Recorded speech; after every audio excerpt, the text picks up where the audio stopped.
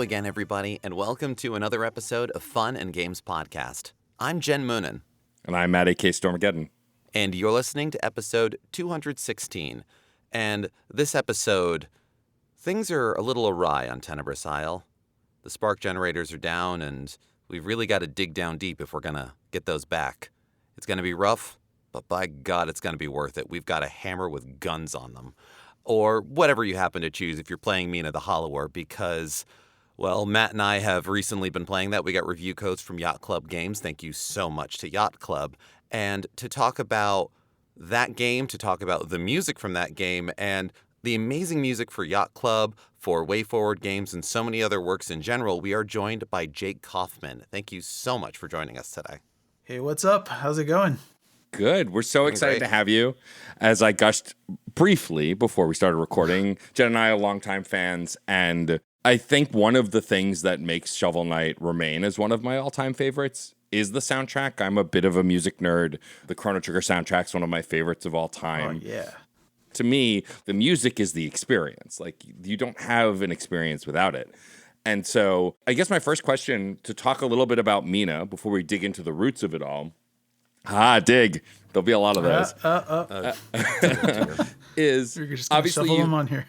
Yeah, exactly. You've obviously been composing for quite some time, and especially in the indie space for quite some time. You've worked on every piece of Shovel Knight and Shovel Knight Dig, and now this is Yacht Club's next big game.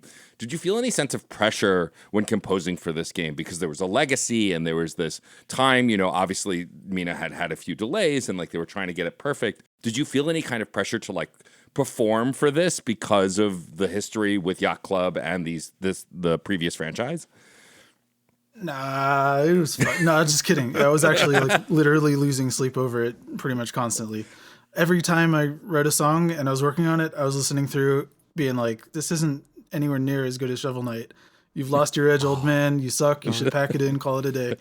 And so I just kept adding more and getting more extreme and more extra on everything. I was on some kind of meteoric fireball journey back then. I had so much energy and I put it all into the soundtrack for Shovel Knight. The past decade or so, a lot of stuff has happened in the world, and I had to reboot myself, essentially. I had to rediscover, as trite as it sounds, I had to rediscover my musicianship and sort of reinvent it a little bit for Mina without sort of compromising my identity. That makes sense. I mean, Shovel Knight has been going on as sort of a single game franchise for the last decade plus, because it had all of those kickstarted additional campaigns. You had Plague Knight, you had Spectre Knight, you had King Knight, then you had Pocket Dungeons, and you had Dig as well. And so, yeah, it's just Shovel Knight, except it's this cornucopia, this fractal thing. And to compose within that, if you do that long enough, you also have such a history as an arranger. Literally, the first piece of music I heard from you was Funky Pills on Overclocked Remix back in 2000.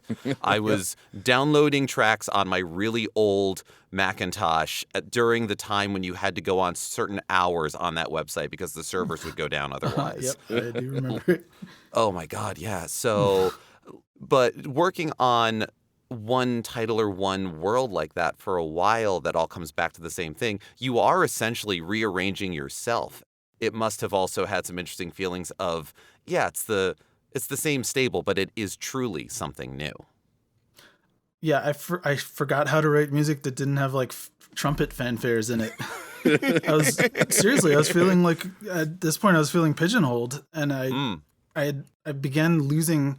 It's like if you live in a foreign country for long enough and you start forgetting your mother tongue. It's like, how do I write orchestra music at this point? I was pretty much a unitasker at that point. I was just writing chiptunes and just for Shovel Knight. And so I really had serious concerns about losing versatility, which had sort of always been my strength, that I can work in all kinds of different styles and different production methods and instruments. And this was just one thing that I was doing for a very long time. I think once you get caught up in something successful and are expected to perform that specific function over and over again, there sort of needs to be an intrinsic push to remain versatile. And so, yeah, it was really a big deal, is just trying to do as many arrangements as possible for fun in the meantime. You look at your history just with video games, and top line stuff is the Shantae series, Contra 4, Red Faction, DuckTales, Shovel Knight, Crypt of the Necrodancer.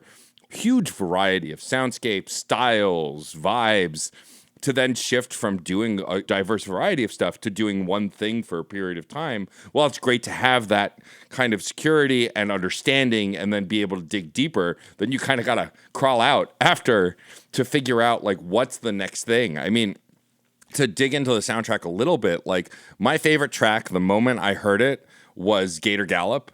It's one of those tracks that like, I know your music pretty well and I know your style pretty well. And that was still a song where I went, oh shit, what's this? Like it kind like, and it's got that jazzy vibe, and like the way it shimmies essentially is just a vibe that I had not heard in one of your soundtracks before. And so it was a really fun discovery. Same with Bone Beach, the Bone Beach song. Like they just feel very unique to this game and to your catalog. And so it must have been fun once you kind of got a hold of what you were trying to do to like experiment with these things that you might not have done before. Yeah, as soon as I found out that we had a Bayou level, I was like, we going Cajun. We're going to go with Zydeco music because that's what I grew up with. Believe it or not, my mom was a huge fan of Zydeco music. Zachary Richard, Buckwheat Zydeco. You know, these guys were like huge in my childhood, and I never incorporated any of that into my game soundtracks because how would you unless you're doing... I guess I could, you know, unless like a Resident Evil game is set in the deep bayou swamps or something. There was barely any chance to use even accordion. I only used in a couple of soundtracks. I mean, obviously Shantae with the pirate theme, but like it was not a very large part of my professional work, but it was a huge part of my internal musical identity. When I hear music in my head, a lot of the times it's that kind of Louisiana funk, soul, R&B, blues stuff. That's what I grew up listening to in the car. And so I finally got a chance to put some of it out there into the world and, you know, show what I can do with a MIDI accordion. And the MIDI is a big piece of that, too, where I feel like, if I'm not mistaken, Mina actually utilizes mostly Game Boy Color sound palette as well as a Konami sound chip for a lot of the timbre of the compositions. Yep. The MSX computer, for those who don't know, was primarily Japanese, but also European. It was like a consortium of manufacturers got together to make a standard to compete with IBM. And so the MSX computer had all kinds of crazy good soundtracks for it back in the day.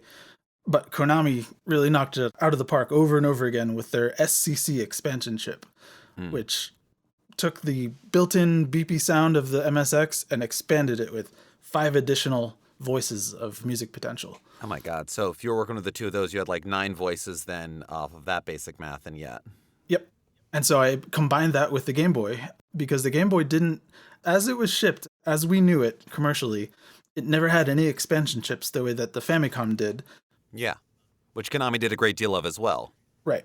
And so I was feeling like if I just went back to pure Game Boy with the 4 voices of the Game Boy, it was going to be a huge downgrade from Shovel Knight with its, 8-9 voices of splendorous sound, And so I was panicking about that pretty hardcore at first.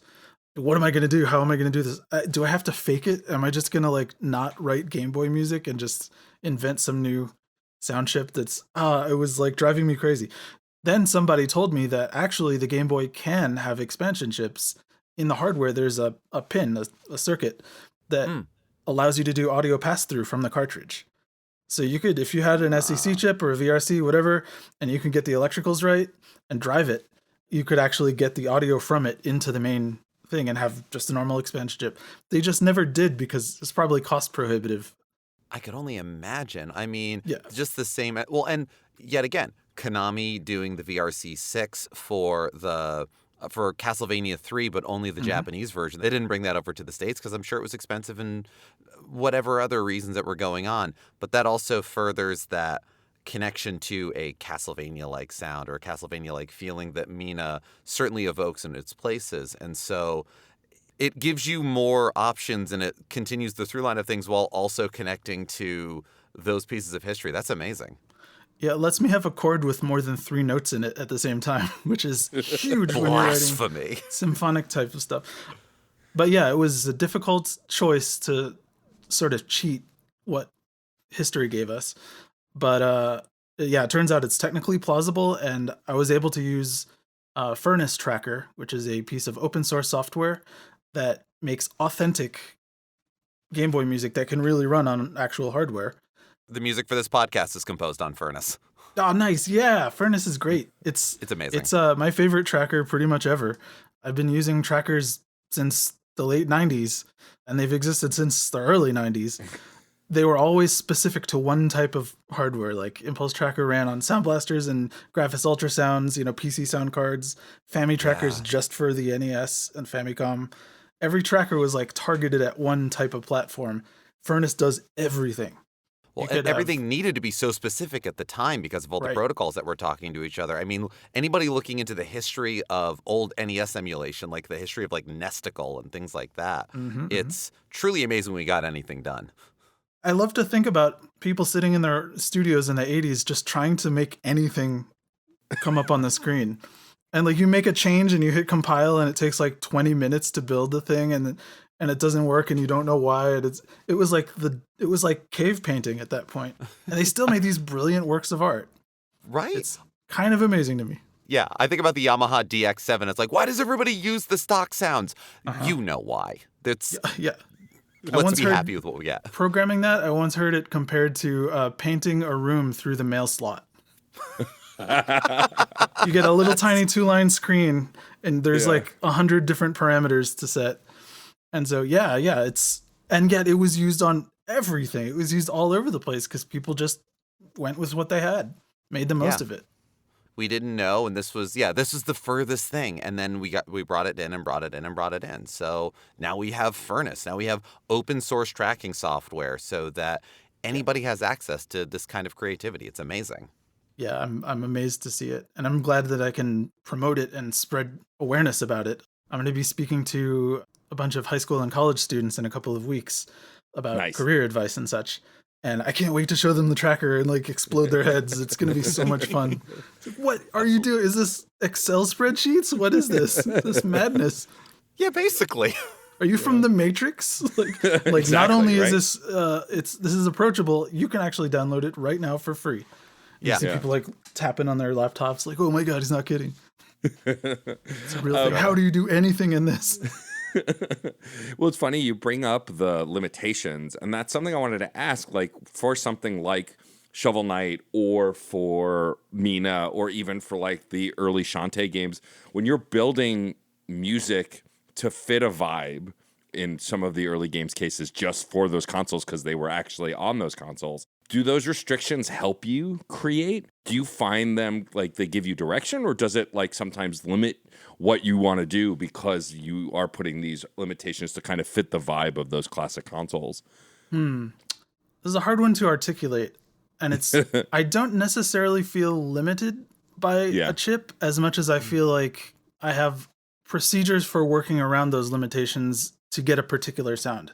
If I want it to sound like a string quartet, there are ways that you can modulate the beginning of each note to sound like a violin kind of squeaking out each note.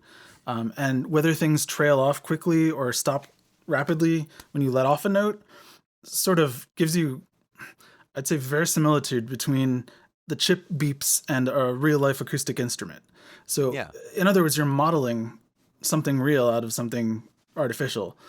There are procedures to get that effect with basically anything. Brass sounds, orchestra, guitars strumming, vocals, voice. You can make something sound like, no spoilers here, but a cat singing just by doing certain things to the chip sound to make it resemble the real life thing. And I find that people are able to suspend their disbelief and believe that you're actually hearing an orchestra coming through in the, 4 voices or whatever of the Game Boy. Yeah. So I less see it as spurring on creativity as much as I do seeing it informing my procedure, my approach, my technique. If I want to do a whole choir on a Game Boy, I'm going to do a whole choir on a Game Boy, but it may not sound convincing. You may not know really what it is unless I apply those techniques. Yeah. I think there is a certain amount of, if no one instrument sticks out, either as being too authentic or being too inauthentic, we have kind of a margin of error that we think about. Like when I think about early MIDI music or working with any kind of synthesis, brass is such a nebula of Like, that's usually the last one people get right when they learn how Uh-huh. to kind of do this sort of Agreed. shaping with the parameters. And so if you've got like beautiful strings, then you get that bah, bah, bah, bah, bah. Uh-huh. Like it takes you out of it. But if it's even a little bit better, and the same goes for, I imagine, the voices too. Well, Yep. and Matt, and you mentioned that, or reminded me that, yeah, Jake, some of your earliest professional music composition work was on the Game Boy Color. Hmm. Was there any kind of full circle feeling on working with that kind of parameters for Mina again, or was it just like, no, that's way too far in the past? I didn't want to go back. I was like, I suffered through this for years, waiting on the Game Boy Advance to be my salvation, only to find out that the GBA was just a Game Boy plus 2 scratchy digital channels. I was so crushed. I low-key hated that era so much, and I was waiting.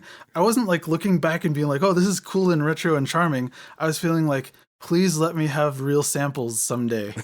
I can't wait to work professionally with real samples instead of blips and bleeps. But since then, I discovered my love for NES chiptune composition. I became an NES elitist of sorts, hating on the Game Boy sound. I would, sort of good-naturedly rib my Game Boy musician friends, saying, "Hey, how does it feel to work on a little kid's toy, the handheld? NES is superior, bro." And so I didn't want to go back. I had psyched myself into hating the sound of the Game Boy. And so when they told me, yeah, we're doing a Game Boy game, it's going to be GBC style. I'm like, no, no, please don't make me do that again. At the time, there wasn't really a good solution for tracking on the Game Boy. There was no Family Tracker for Game Boy music.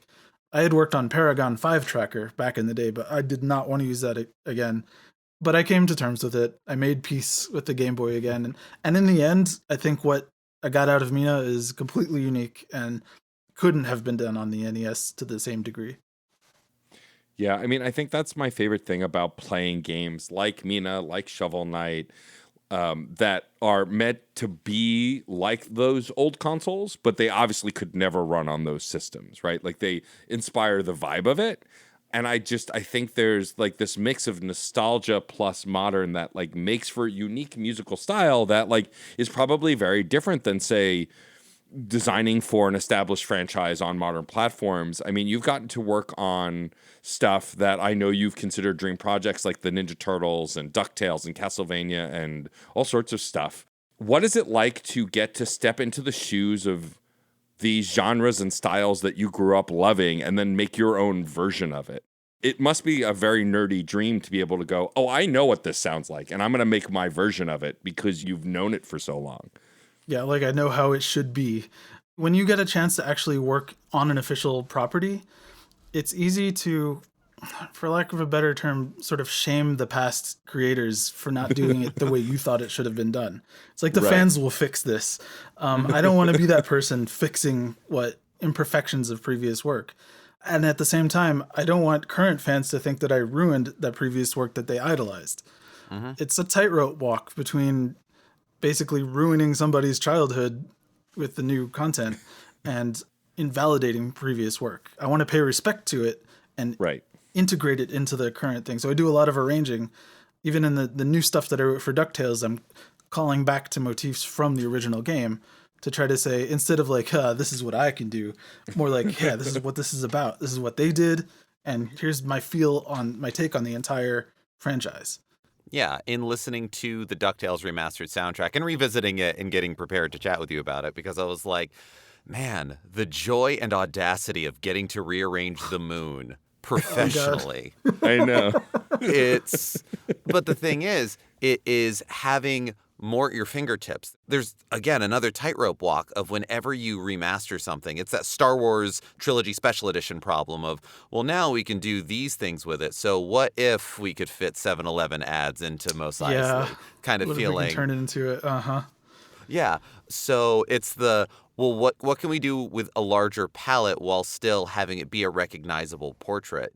Something that I associate with your work, no matter what era, is a strong sense of melody and a strong ear for that kind of motion. And so being able to do that with NES era music, you're never going to get too lost in the weeds, but you can kind of go, we don't need one instrument doing the Transylvania melody the whole time. It should pass back and forth from, a cool kind of string sound to guitars to back and forth. And we can have counterpoint because we have more than 3 voices to work with at once. It's amazing. So you can upgrade things, but at the same time, I don't think there's anything inherently wrong with old art made under limitations. And it doesn't need fixing. It doesn't need modernization. But if you got to modernize it, try to do it lovingly, respectfully, instead of showing them up.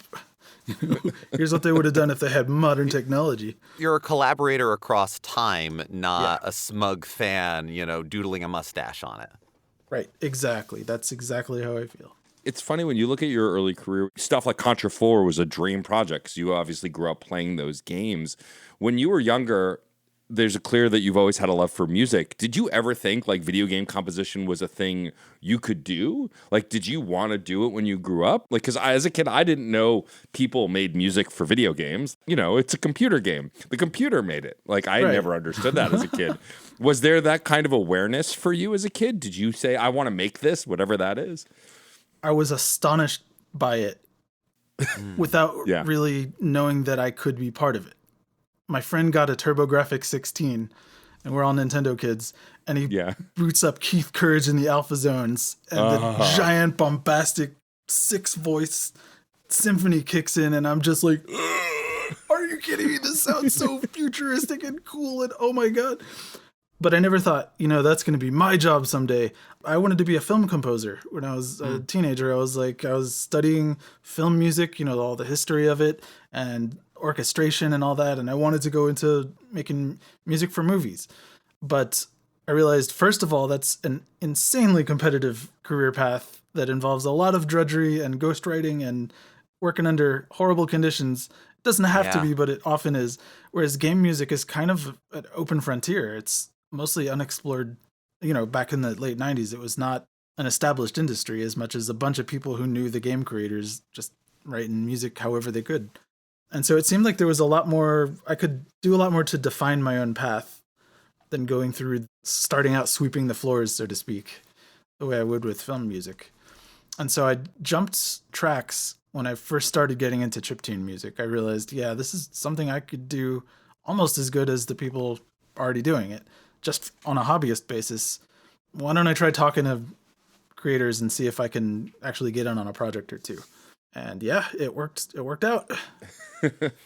Well, it's. I think the miracle, like obviously we all know and love Overclock Remix, and like Overclock Remix was a website that changed my outlook on video game music and music in general, but specifically video game music. When I found out that there was a library where you could download free remixes of popular video game music, that's what made me dive deeper into the composers, because I wanted to know who made the original, who made this version, why. Like, I have a whole playlist still to this day of Mega Man 2, 3, and 4 Overclock remixes. In my brain, those are the... There's so many. Like, and in my brain, when I think of Gemini Man, I think of the salsa remix of Gemini Man, not the OG one on the... And when I boot it up on, like, NSO, I go... Oh, right. That's not the original. This is the original. Like, Those are still embellishments on kind of the original intent of them. Like, Gemini Man's music was written to be salsa through the limitations of Famicom sound chips. Yeah. And so to then take that, extend that, expand that, like, that's exactly why you hear it that way, because that's kind of what it always wanted to be.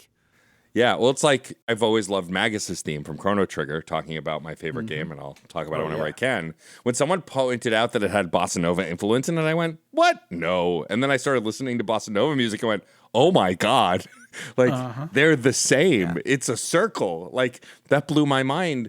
Because, as a kid, you don't think of video game music in genres. You just think of them associated with whatever the game they're associated with. But now as I get older, it's like we were talking about the Bayou track, knowing that the vibe or location of something, you're like, I can do a genre, which is something I think of a lot more now. But as a kid, video game music was the genre, video game music. I never really thought of that. Whereas now my mind is kind of blown. And I think the Overclock remix era is what started to expose me to that quite a bit. I will say that the hobbyist tracking scene, chiptune music and mods and, trackers in general, that's what initially got me thinking in that mode, because you can do, a trance mod, or you can do a metal mod, and then realizing that you could also do a chiptune with the same constraints and the same goals in mind. It got me thinking that video game music could be written across genres. And then Overclocked, and just the remix scene in general. Yeah, VG Mix and everything else too. VG Mix, it reinforced that. Yeah. It basically underlined that these are very specific intent. When people write for a game, they're setting out to emulate stuff that's in a particular genre. And sometimes it doesn't come across until you really think about it, or you hear it embellished, like you were saying. Yeah. Now, when working on projects, either with Yacht Club or Way Forward or beyond, we've been talking a lot about technological constraints that we're working with, but also, whether it's film composing or game composing, there are style documents and there are style ideas that go on there too. Where's the working order on thinking of what pegs are we fitting into what holes for the soundtrack? It really depends on the director that I'm working with. Some people really have a very specific idea of what they want. Mm-hmm. And they'll give me temp music and examples or point at previous games and say, try to capture this in a legally distinct form. That's all like film composing. Exactly. Yeah. And sometimes they're very specific about it and then really want me to get close to, I need you to sound like this particular, battle theme from this game. Give me Silver Surfer level 1. Yeah, it's no pressure or anything. And sometimes they just set me loose. Yacht Club doesn't tell me a thing. Usually I'm working with Sean as the director, and he just says, you know what to do here. Occasionally he'll make a request. Hey, we need a really crazy theme for this particular area, or this boss is going to be frenetic, and so it needs to be really action packed. And I'm like, gotcha. But he never goes in and says, write me samba here for this. In Plague of Shadows, there was a dance scene that's basically a Mexican ballroom dance, and Sean was very specific that he wanted. He's like, this is what it's gonna look like, and I'm like, I got you. And so I actually did some research on that and tried to capture that sound while also quoting the theme from the character that was previously heard. Amazing. But other than that, they really give me complete creative freedom. And that can be liberating and also stifling. Oh yeah, absolutely. When everything's possible, nothing's important. Yeah. But yeah. Well, and speaking to genre research, do you ever find yourself at a thing where you're writing a certain way, you're following a motif, a melody, and you kind of go, "Oh, I'm leaning into what I think is this genre. Let me lean in a little harder.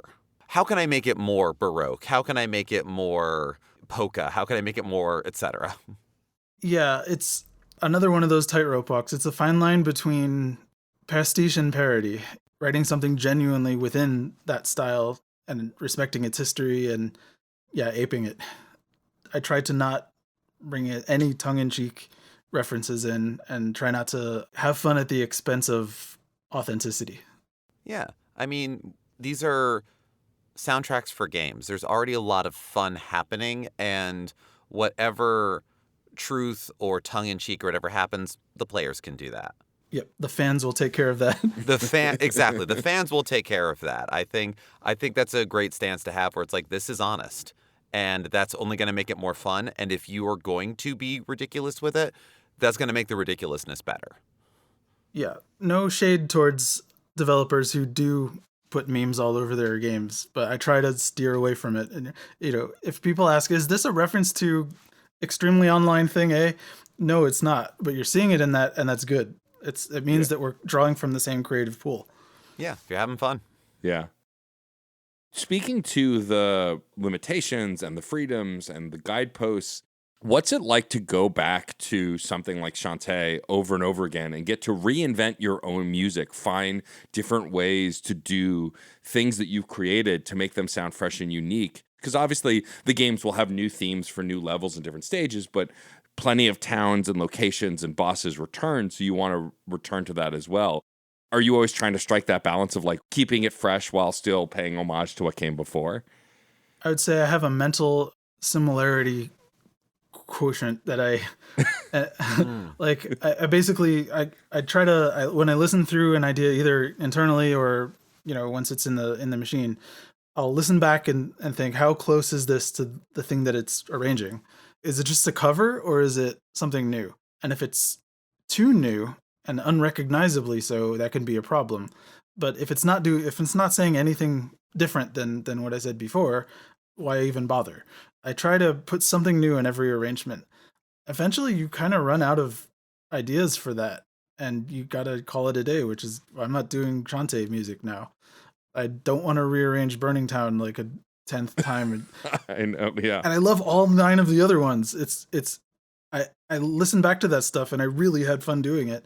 And it brings back really good memories, but I don't want to keep doing it forever. I don't want to just have to do this every year and just keep making the same themes over and over again.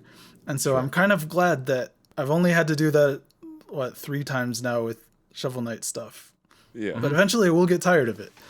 I feel like there's a multiversal base truth King Knight theme. And once I've gone to all the different universes and, visited the sci-fi version and the techno version, I don't want to keep inventing new universes to have to go into. Makes total sense. It's why plenty of composers do homages or guest composers do stuff for things. And you've partnered with other composers on games that you've been a part of before. And I think there must be some freedom in that too, to let someone else who's a fan of your work or knows about the work do their take on it. And then you can kind of help arrange and kind of direct, which also must be really freeing to go, oh yeah, look at that. That's really cool, Yeah, you got it. You actually got what I was going for. It's extremely validating to delegate something to somebody and have them knock it out of the park. It's a great feeling. And that's been my experience every time I've had a collaborator. Maybe I'm choosing well, but I think it's just that people they're just good at what they do. When I get a chance to collaborate with somebody and we communicate beforehand and I, give them all the example stuff and reference material, I like to just trust them, and tends to work out really well. You work with talented people and things like that happen. And yeah, you've had an opportunity to collaborate on so many levels, whether by collaborating over time, by rearranging previous music, or working on other soundtracks like work on Crypt of the Necrodancer, or people working with you on projects that you're spearheading. I can only imagine collaboration being such a rejuvenating experience, so you don't have the drudgery of rearranging Strike the Earth 12 times. Right. Or whatever it may be. 3 or 4, though, I'm hype about that. I do like taking it in different directions. Absolutely. Although, speaking of homages, the Shovel Knight saga, you are sort of in the game as the bard. Do you see the bard character as a representation of you? Can I see me as a representation of the bard? Fair. That NPC character is basically bring them the sheet music and everything else. Cool, I wrote this. That's the thing. I didn't know whether or not it was meant to be just here's an excuse to have a soundtrack feature, or it's a little bit of I don't know, here's a guy. It's kind of Jake. I don't know. Yeah, I'm leaving it open. Honestly, it's obviously a self-insert OC, but I didn't come up with the idea. Okay. And I didn't illustrate the character. That was sort of my question. Did you get input on him, or is that just they put that in? It's sure, cool. Just showed up. I'm yeah, I'm claiming this one. This is if he has to talk about the music, it's gonna fourth wall break a little bit. Yeah, I think if any character were to do that, a bard would be the one to sort of. He's the dandelion of our universe, taking the listener through the soundtrack. One track at a time. The saga of Shovel Knight. I love that. So I'm curious, obviously you've gotten to work on games and you've worked on TV as well now. You've done stuff for OKKO. Do you find that there's a difference composing for something like OKKO versus video? I know that they have a lot of video game crossover in particular, but they did it feel different to compose for that versus video games, or was it just a new project? It didn't really feel any different from the work you've done before. If it had just been one episode, it would have been the same as always. But yeah. I was delivering 10 minutes of finished music every week for years. And boy, did that destroy my entire universe. I had to stop. I had to basically pull out of the team working on that after a while because I burnt out completely. I couldn't do that if it were a video game and I was, delivering an entire soundtrack every every week. I need time to recharge. And when you're working on television like that, the production schedules are brutal. That said, the team that I was working with, at Cartoon Network were the best people that I could have been working with. So they made it as non-sucky as it could be under a giant corporate TV production hierarchy. Sure. These are big grinding wheels, but these are really nice wheels. Well, yeah, and the other people being ground in the wheels with me are totally homies, and they're high-fiving me whenever. Yeah, you're making the best of it. No, absolutely. Yeah. Collaborating with Ian and the rest of the team was magical, and there were all the themes that came out of that were just amazing. That said, if I do future television work, I'm working on Gameoverse right now. Yeah. With Glitch. And nice. I told them there's no way I'm doing this on a stringent schedule. It's got to be. And they're like, we got you. We're relaxed too. We don't want to kill ourselves here. And it's been really great. So if I do more TV work, it has to be under that sort of relaxed atmosphere. Yeah, less of a meat grinder. To say nothing bad about the Cartoon Network team, they're all awesome, but the constant weekly thing is not my style. Those levels of expectations, absolutely. Everybody works differently, and I can only imagine, if somebody that has never composed music before hears like, oh, just 10 minutes of music a week, that's not that bad. Try it. Try it. Yeah. Once is fine, maybe twice. You know what? Maybe you're great at it. Then go into TV or learn. Every time I watch The Simpsons, I'm like, Alf Clausen did this every single week for like a quarter of a century. How crazy. How even? I'm like, he must have had an amazing staff to work with as well. Like, oh yeah, there was some kind of magic going on there because, man. But I put everything I had into that soundtrack every week, and it was like Sisyphean. The boulder would roll back right onto me, and I had to roll it up again. Yeah, you did it. Great. Here's the next one. Yeah. To that end of creative outlets and things that you do, also in checking things that I didn't know of your discography and looking things up, I noticed that you recently released an EP with vocal music, My Waterfall EP. I found it on your Bandcamp. Yeah. My kid has discovered that they're a pretty decent singer, and that's putting it lightly. They have an amazing voice, actually, and wanted to maybe think about producing like an album with me as the producer. And I thought, oh God, I'm not up to this. I can't. I listen to like K-pop, and the people are from the future now. I'm up against a whole new generation of amazing producers. My chops are not there right now. Mm-hmm. I've been writing chiptunes for the past decade. I can't. What do I even do anymore? So I thought, it's okay. Let's practice a little bit. And so I found the next generation of Vocaloid, Synthesizer V, and it sounds way more realistic than Vocaloid. And I thought, this is going to be a problem if I ever use it in anything, because people are going to think it's like AI slop. They're going to think that I just typed something into, an AI and had it spit out the lyrics. So I never did anything with it for a couple of years. I was honestly kind of scared to put anything out. Even with Vocaloid at this point, the extreme fans of Miku and, other Vocaloid singers are fully accepting of it, and it's a whole well-trodden genre at this point. But people outside of that sphere tend to wonder, like, why are you having a robot sing when there's like real people to sing your stuff for you? And so I was very hesitant to do any kind of work with Synth V until I realized I could just use it for practice. And so that's what I did. I made a whole album just to practice my songwriting chops so that I could work with my own kid. That to me was a good enough reason to break my silence on that and actually put something out there. And it was a whole lot of fun. I haven't written simple pop love songs in a very long time, and I very much enjoyed working on it. The whole thing came together in like a month.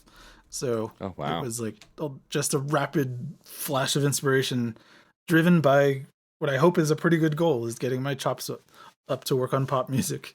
I mean, we create things for all sorts of reasons, and sometimes sketches become the finished piece on their own, and we can only discover by having diverse influences and accepting what is coming through and seeing the tools for what they are, and some tools for, well, I never need to use that, or oh, I learned something interesting here. If you're a pianist, why not write on the bass every now and again kind of feeling. Yeah. And yeah, no, I listened to the EP before popping on tonight, and I really liked it. I'm going to listen to it some more. Thank you. It's, That makes me feel great. It wasn't intended for any kind of, wide exposure or anything like that. I just was screwing around just to practice a bit, just to get better. I wanted to write a polka as well. I mean, who doesn't, right? Thank We all you- want to thank live you the for Weird Al sharing it. dream. Yes, of course. You mentioned Gameoverse earlier, and I do want to talk to you about the composers you admire, because you're obviously working on that with the legendary Grant Kirkhope, someone we are fan of, a previous guest of the show, which, like, if you had told me, 15 years ago I'd get to talk to the guy who did the GoldenEye theme, I'd be like, you're out of your mind. There's no way. It's crazy. It's nuts. And so talk a little bit about, like, getting to work on a project with a legend like Grant, and then also kind of like where your fandom lies in video game music. Are there composers that you idolized or that inspired you in some of your work? Pretty much anyone that I did an OC remix of, it was because I admired the heck out of them. Like, I was a real big Hip Tanaka fan when I was a kid. Like, all the old Nintendo stuff, Metroid, and, and that was like my first fandom, I would think. I loved all the Konami stuff, but I didn't know who actually worked on it at the time. Right. Same thing with Squaresoft. Like, I didn't know who Nobuo Uematsu was until I was online and talking to other fans of Final Fantasy music. And so I wasn't into the composers as much as I was into the soundtracks. And then I started having access to, when I got a modem that I was able to get online, I was able to do a little bit more research into the greats and the legends and who they are, how they tick, and more importantly, what they went through to get into their careers. That was about the time where I started realizing that it was possible to be a professional game composer, because here were these people that were already doing it. Yeah, Grant Kirkhope was one of those people. The entire Rare Sound team was just, I couldn't believe how good they sounded. Tim Fallon was a huge, huge influence of mine. I feel more than anyone else that ever worked on chip music, he got more out of it than I think anyone. Goddamned wizard. The guitars in Rock and Roll Racing, I could rant for hours about just those guitar samples. Yeah. It was insane to me. I couldn't believe how well they utilized this limited hardware. And that's really what I wanted to emulate. I wanted to do the tricks that these acrobats were doing. And so I started, learning a little bit more about them. But yeah, Uematsu, Yasunori Mitsuda, Sure. Hitoshi Sakimoto is huge for me. Oh, Soya Oka, Mario Kart. Yeah. And Pilot Wings. Without a doubt. All the Nintendo stuff was just amazing to me. But yeah, mostly Japanese composers. I was into like DOS games as well. So like the Fat Man, George Sanger, was like a huge inspiration to me. And I got to meet him and even work with him a decade ago. Oh, wow. And he's super chill, dude. That's right, yeah. I went to GDC one year and he was there talking about something or other. And I got to shake his hand and I was like, oh, you don't understand. I'm just such a huge fan. And he's like, whoa, I can't believe he's talking to me. Some people actually wrote me back when I wrote them fan mails. Actually, the Fat Man was one of those guys that wrote me back. Peter McConnell of Psychonauts and, Day of the Tentacle and, old LucasArts stuff. Yeah. Responded to my email when I fan mailed him as a late teenager. And so a lot of these people sort of, I guess, humanized game music for me and made it obvious that there are actual humans out there doing it as well and that I could be one of them. Yeah. And it's not as impenetrable as it might seem when we're just looking at a bunch of names. Even if you're just looking at the credits at the end of a game where it's all just this, like, oh, that's a company, that's a team. Like, what is any of this? Well, it's people. Yeah. Individuals. I have a hard-hitting question submitted from friend of the show and previous guest, Lucas White, who's also works at various game publications. He does a ton of stuff for Skybox. He wants to know if you could tell us a little bit about the time that you and your band fed people bacon at MagFest. Wow, that's a deep cut.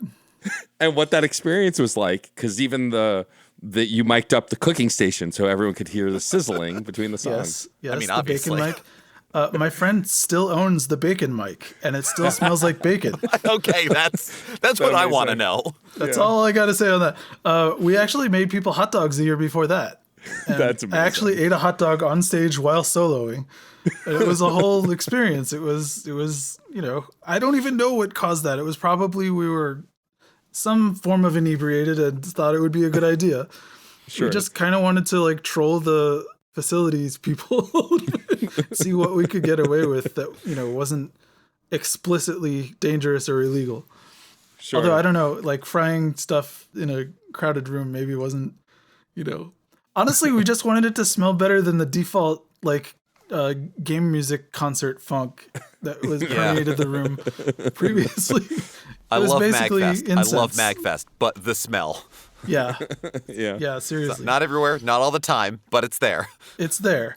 But yeah, we just wanted bacon, and we wanted to share it more than anything. We wanted others to be able to enjoy it. My one regret is that we didn't have vegan bacon available, because not everybody's into bacon. Right. Yeah. That's fair. To do it again, you would have vegan bacon as well. We'd have a variety of alternatives. That's the thing. Get If you want it to be for dogs out everybody, and yeah, it's everybody. wow, that was a deep cut question. Wow. Yeah. Thank you, Lucas. Thank you, Lucas. Before we wrap up, I wanted to ask, like, obviously, I'm sure you're working on stuff you can't talk about yet, but like, how much lead time do you get as a project is in development before you start to work on the music? Like, is it from start, like from early development, or is it when they have something to show you? I'm curious what that process is like, because I'm sure you're obviously working on stuff currently that's probably not ready to be spoken about yet, but what phase of the development process do you kind of get looped in to start working on a project? With Yacht Club, it's as soon as Sean has any kind of concept art or early gameplay to just like, bro, dude, you got to check this out to me about. And he'll immediately show me anything, and the gears will start spinning. Sometimes if it's like a freelancing client, they'll approach me when they already have a prototype put together or a rough demo, but it's usually not at the very end. It's usually pretty early on in development. And I think that's largely because the last 90% of the development comes, the last 10% of the time. Yeah. And so it's always pretty rough until it's suddenly not, and it's ready to ship. I feel like people respect my time enough to give me a lot of lead time pretty much always.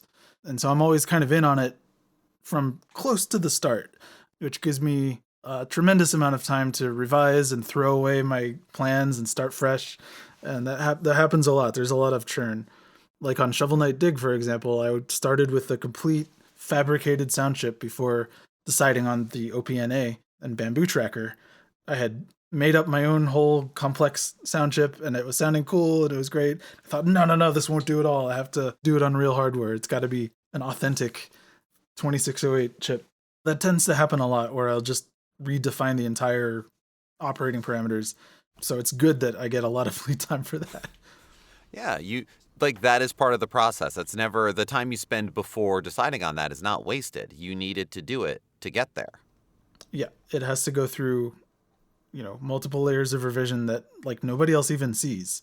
Or if they do, it's only in the form of a couple of spec tracks or concepts, pieces. Yeah. But most of it is just me walking around grumbling to myself, no, it's not going to work. Why can't there be a program that does this type of chip in this type of, setting? One day. Yeah. One day. And then Furnace comes along and, solves all of my problems. There you go. Even putting together the music, like at whatever early stage, I find that a soundtrack and the tone of it is as much a part of the game's personality and identity as the art style, as the game system, as the characters themselves. So I can't imagine you don't feel that way a little bit about these. And so, yeah, choosing the tech as well is a piece of your setting era, your setting feel, your setting identity. When I approach it, I'm thinking less about defining the aesthetic and the feel as I am about matching the one that's already there graphically and in setting and tone. And of course, it ends up later helping to define it. Yeah, when that's I'm the thing. They out, converse, but you start from there. It's okay. Yeah, I try. I don't think I'm going to make something that adds to this. I try to adhere to it. Essentially, I try to imagine what it would sound like if it already existed. If alternate reality Jake had written it, what would it sound like? What should it? What must it sound like? Pop the game in now. What is it? And what is it exactly? And so in those test listens, it kind of just immediately becomes apparent what it's got to be. Sometimes I'm wrong, and that's the churn. That's the existential crisis I go through. It's always a conversation. I would love to know if you have time to play games right now and the kinds of games you're playing, do you find yourself leaning towards the kinds of games that you lend your music to, or are you expanding outside of that? Are you discovering new things way outside of your usual vibe? Let me just redo my Steam most recent list, and that'll please. inform you. I would love that. City Skylines 2 was earlier today. Hypnospace Outlaw. I showed Sean this yesterday, and it blew his mind. It was one of my favorite software products of all time. Dragon Quest 1 and 2 HD 2D remake. Forza Horizon 6. Neo 3. Mina the Hollower for some reason.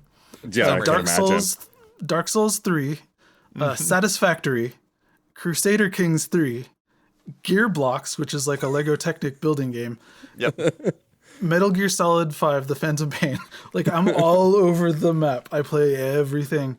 I love that, though. I like that, like your style musically, your love of genre is all over the place. I think that's something I grew into as a kid. I very much only played like RPGs and platformers and action games. And now as an adult, I just like, I don't know, let's try it, right? Like, let's give it a shot. I try not to like, I used to be against racing games and first person shooters for years. So I'm like, whatever, those are bro games. Who cares? And then I played like Horizon 3 or 4 and I was like, oh my God, this is incredible. It's an open world adventure game with a car, you know?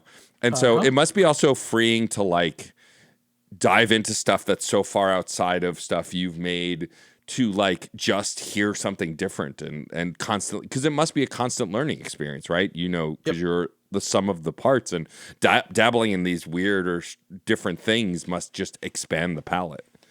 I feel like that's my secret. I'm constantly training my mental model by throwing as much stuff in there as possible. It's like a giant sausage machine, and I'm cramming as much different stuff in there as possible.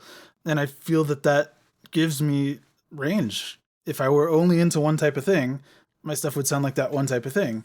And no knocking it. There are a lot of people who are genre specialists who are just badass at whatever they do.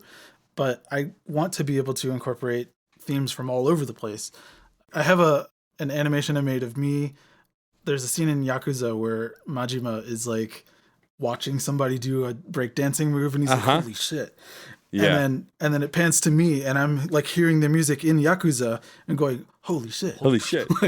like that's I learn by going holy shit at game music that isn't mine. Yeah.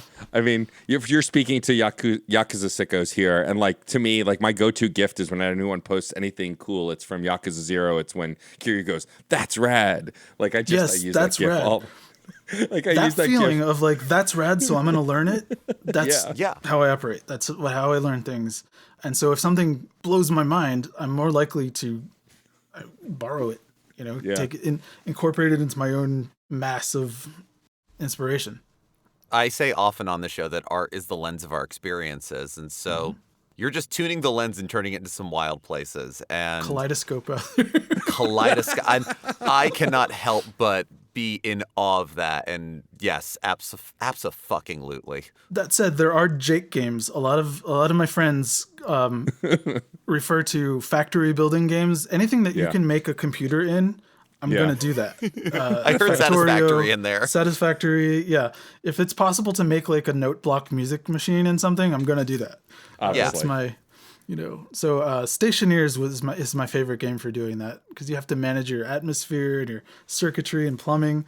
That's what I do to relax. It's like suffocate in space.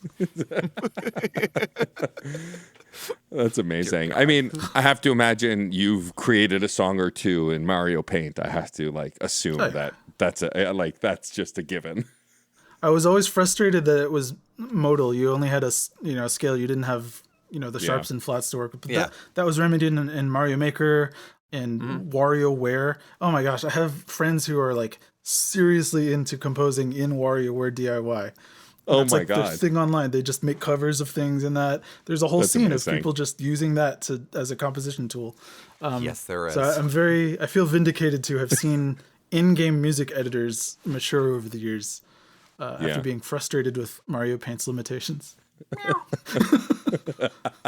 I gave Mario Paint to an 8-year-old for her birthday this past weekend. I am terrified of what she's going to create, but I cannot wait. I have Mario Paint music stuck in my head almost like on a weekly basis. I mean, how could you not? Yeah. It's like, I will hear the Athletic theme at least once a week, like just walking around. It's there. It's in my head. It's one of those songs. Again, really? Yeah. I mean, I do have to say, though, one of the songs that gets stuck in my head the most is Strike the Earth. I couldn't think of a better song to be the first level of that game. Like, it just feels like the perfect start of an adventure song. And every so often, I just start to bob my head, and I'm listening to Strike the Earth again in my head. That was the pressure I was up against for Mina. Like, how do I follow that up? And a first level theme is everything to me, and I gotta do it well. Like, I can't backslide here. And so I worked for a long time on the Lunar's Landing track to just shop it into its current form.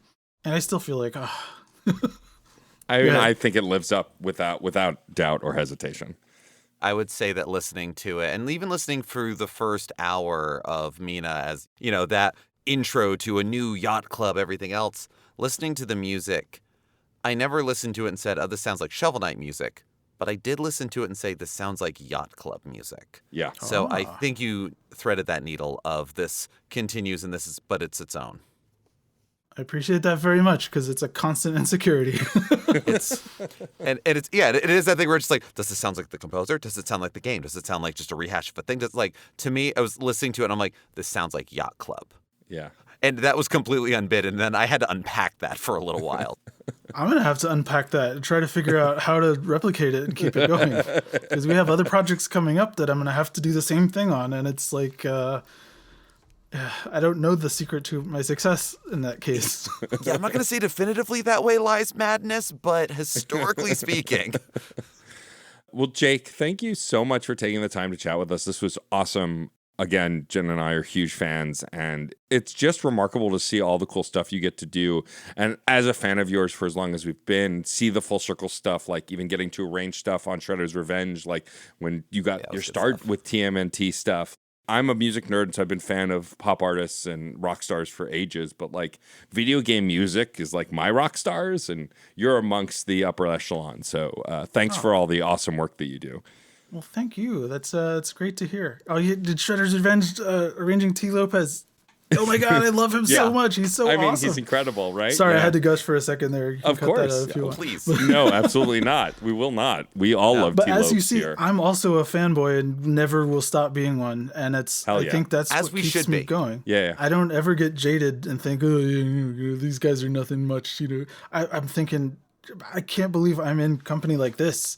Yeah. Like, I'm nothing compared to these guys. That's why I go through my life thinking someday I'll be a proper game musician. And so I think as long as I stay that way, I'll keep moving forward instead of resting on my laurels, so to speak. Yeah, I think so too. You gotta stay hungry. You gotta keep going. We're here. There's always something to learn, and you want to keep growing as you move forward. I couldn't agree more. Before we wrap up the episode, if you want to tell folks where they can find your work online, the best place to follow you, if you want to be found online, that kind of pluggy stuff.